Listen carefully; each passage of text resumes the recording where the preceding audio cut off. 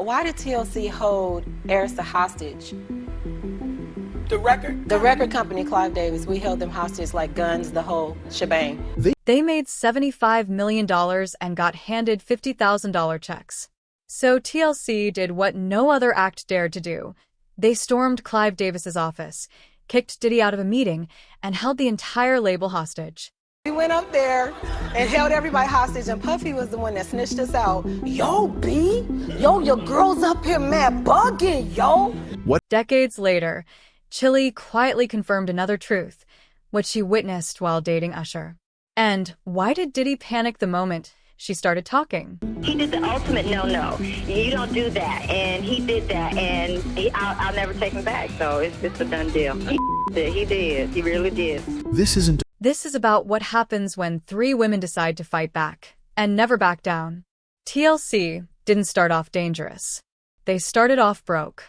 By the time Crazy Sex sequel went multi-platinum and pulled in $75 million, the members of TLC, T-Boz, Chilli, and Left Eye were driving beat-up cars, had barely any furniture, and were each handed just $50,000. TLC had generated on Crazy $75 million, and they gave us $50,000 apiece. I was like, what the hell?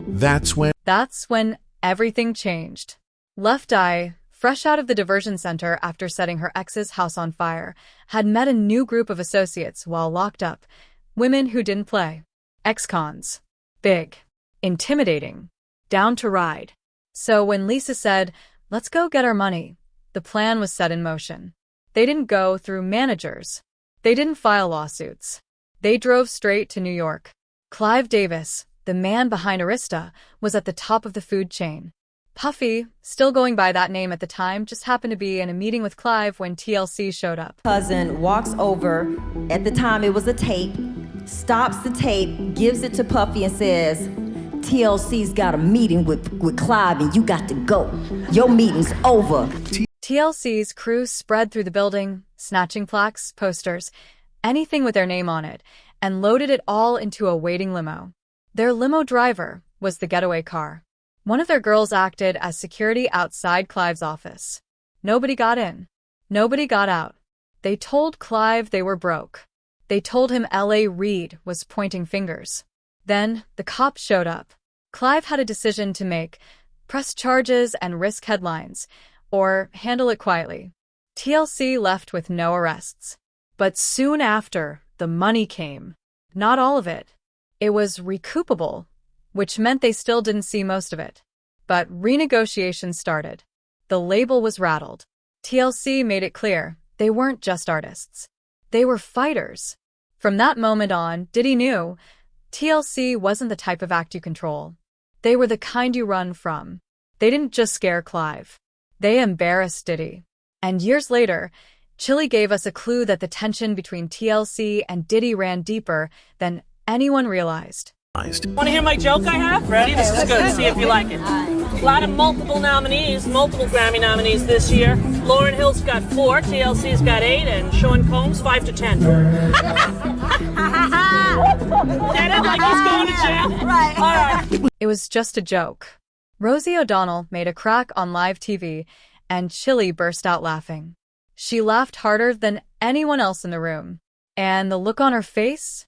Like she knew something the rest of us didn't. At the time, most people saw it as innocent, a celebrity moment gone viral. But once you start connecting the dots, who Chilli used to date, where Usher came from, how close he really was to Diddy, that laugh doesn't feel so random anymore. Because Chilli dated Usher for years.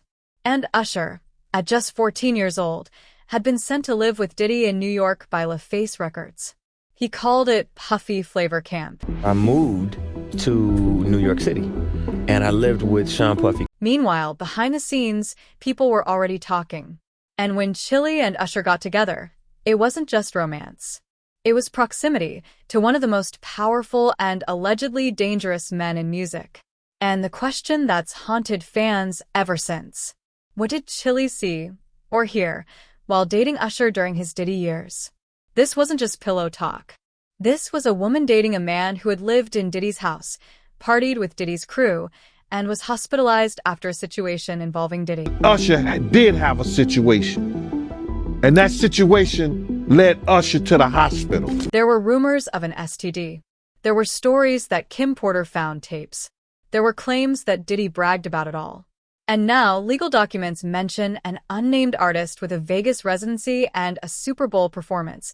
Details that match Usher. If Chilli knew what was going on behind the scenes, if Usher told her everything, it explains why she suddenly backed off from both Diddy and Usher. She stopped speaking on him. She stayed away from Diddy's world. And she never looked back. Because what she may have learned wasn't just heartbreaking. It was dangerous. In interviews since, Chilli never directly confirms what she saw. But she always makes one thing clear. Sometimes you're supposed to be with people for a reason, but not a lifetime. And if Usher was carrying trauma from what happened at Diddy's, Chilli may have seen exactly what it did to him. The cheating, the emotional distance, the erratic behavior. And now, after everything that's come out, some people don't even blame him. They blame Diddy. Because if Diddy exploited Usher, and Usher passed that pain forward, then Chilli was a witness to all of it. And Diddy knew that. That's why her laugh at Rosie's joke hit different. Because maybe that wasn't just a punchline. Maybe it was payback. But Chilli wasn't the only one Diddy and Clive had to worry about. If anyone in TLC truly scared them, it was Left Eye. Lisa was the ringleader. Like, we need to go get our money. I need to know where my MFN money's at. What? Lisa Left Eye Lopez wasn't just the wild card. She was the ringleader. And when she found out the group had made $75 million while each member got just $50, she snapped. What happened next was borderline criminal. Lisa gathered a crew of ex-con women she met in the diversion center. Big women. Loud women. Women who looked like they'd done time and didn't care about going back. Then she called Chilli and T-Boz and said, "We're driving to New York." They flew in, met in Manhattan, and walked straight into Arista Records with a plan. Get their money or shut it down. They kicked Diddy out of his own meeting. They stormed every floor of the building, ripping down anything with TLC on it, awards, plaques, promo posters. One of the girls stood guard outside Clive Davis's office, refusing to let executives in or out. They even had a getaway limo waiting out front. Clive let it go and told his team to start renegotiating. But the fear lingered. Because Lisa wasn't just about contracts and money. She wanted answers. She wanted to know who had their money and what was really going on behind the scenes. Shortly after, she made one of the boldest moves of her career, signing with Death Row. Nobody could believe it. TLC's most outspoken member had just joined the most dangerous label in music. And just when it looked like Lisa was about to expose everything, from the money trail to industry secrets, the unexpected happened. After that, if you wanted to go to Arista, even if you were an artist, you had to sign in and they had to pat you down and all that kind of stuff because of TLC. After TLC showed up at Clive Davis's office and shut it down, the label got real quiet. Nobody expected it to go that far, not even the security team. But it did. From that day on, even artists had to go through extra checks just to enter Arista's building. Metal detectors, sign-ins, pat-downs. All because 3 girls from Atlanta walked in and made it clear they weren't playing about their money. Let's be honest. Clive Davis didn't do anything. He sat there, let the girls talk, watched his plaques get pulled off the walls, and acted like nothing happened. Because deep down, he knew they were right. They weren't being dramatic. They were being robbed. They weren't Wilden, they were handling business.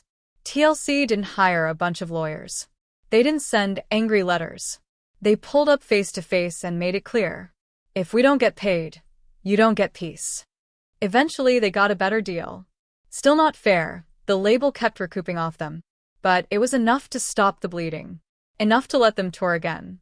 Make money on the road. Tell their side. Without being shut down. And the industry? They stayed out of TLC's way. Nobody sent fake press. Nobody pushed Clive to fix the girls. And Diddy? He never tried to get involved again. Because what happened that day at Arista wasn't just about money. It was about power. TLC proved they weren't scared of anybody, not Clive, not Diddy, not the whole machine. After that, people understood. TLC doesn't bluff. And if you cross them, they'll show up and make you deal with it. It's gonna be Left Eye the cameraman. I'm getting my skills on as a professional photographer. I never shut the camera on. The camera followed me into my dream. After that standoff with Clive Davis, TLC moved on. But not all of them stayed in the spotlight. Left Eye was different. She never let things slide. And when the group started seeing more money, Lisa still wasn't satisfied. She wanted to know how it got that bad in the first place. How they went multi-platinum and ended up broke. She wanted her own label, her own direction, and most of all, her own answers. She wasn't walking away from music, but she was clearly searching for something bigger than awards or sales. That's when she decided to leave the US and spend time in Honduras. She called it a spiritual retreat. She brought a small film crew and said she wanted to document her journey, not as a celebrity, but as a person trying to understand herself. During those final weeks, Lisa was reflective but unsettled. She talked a lot about energy, about spirits, and about something she couldn't quite explain. She felt like she was being watched. She believed something was following her. Just a few days before the crash, there was a strange and tragic moment. Lisa's vehicle accidentally struck a young boy walking on the side of the road. He didn't survive. His last name was also Lopez. Lisa was visibly shaken. She told the camera she believed the spirit meant to take her, not the boy. After that incident, her mood shifted even more. The footage shows her quieter, more tense. She kept going with the trip, but something clearly weighed on her. Then came the crash. The van she was in swerved off the road, flipped. Lisa was killed on impact. She wasn't wearing a seatbelt. Everyone else in the vehicle survived. The official report listed it as a tragic accident. The road was narrow. The driver was avoiding another car. But for the people who had been following Lisa's story, especially those who knew what she was working on, the timing didn't sit right. Lisa was planning a new solo album. She had business plans outside of TLC. And she was openly speaking about how badly the group had been treated by the industry, especially by LaFace and Arista. She was also one of the only members bold enough to confront Clive Davis directly.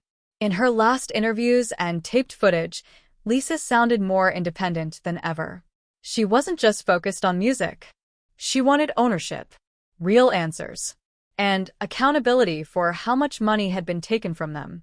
Her death, partially caught on camera, closed the chapter before she could fully tell her side. It's been more than 2 decades, and fans still wonder, did Lisa know too much? Or was she getting too close to something people didn't want public? Officially, there was no foul play. No charges were ever filed. But the questions around her death haven't gone away. Lisa's legacy isn't just tied to TLC's success. It's tied to how fearless she was in calling out what wasn't right. From their contracts to their payouts to the silence from the people at the top, she wasn't the easiest person to control. And by the end of her life, she wasn't answering to the industry anymore. After Lisa's death, TLC carried on. They toured, did interviews, tried to keep the group going. But things weren't the same. The energy was different. So was the dynamic. T-Boz and Chilli stayed in the spotlight. But they moved carefully. Especially Chilli. Out of everyone connected to TLC, she's the one who stayed the quietest about what was going on behind the scenes. But she didn't disappear. She just kept her distance, especially from Diddy. She didn't go on talk shows and expose anyone. But she also never stood next to Diddy again. Not after Left Eye died. Not after the Arista fallout. And definitely not after the truth about how young artists were treated started making headlines. For Chilli, keeping her distance might have been survival. She was there for all of it. The bad contracts. The confrontations. The industry parties people still won't talk about on record. And out of the whole group, she's the only one still standing. Still performing. Still choosing her words carefully. In any case, TLC wasn't just another successful girl group. They were one of the only acts from that era who stood up to the people in charge and walked away with their careers and dignity intact. They confronted Clive Davis. They didn't play industry politics. And when they felt cheated, they pulled up in person and demanded answers. This wasn't just a music story. It was about power, survival, and the cost of telling the truth in an industry that doesn't like to be challenged.